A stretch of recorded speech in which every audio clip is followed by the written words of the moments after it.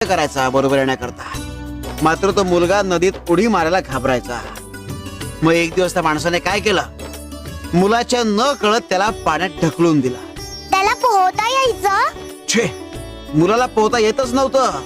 मग तो पाण्यात पडला, हातपाय मारायला लागला. मग आता तो मुलगा बुडणार. त्या क्षणी त्या वडिलांनी त्याला बाहेर काढला. पुन्हा एकदा वडिलांनी मुलाच्या न कळत त्याला पाण्यात ढकलला.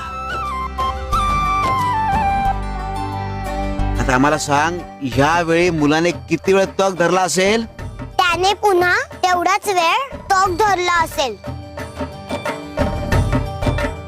त्याने मागच्या वेळेपेक्षा 10 पट जास्त वेळ तग धरला.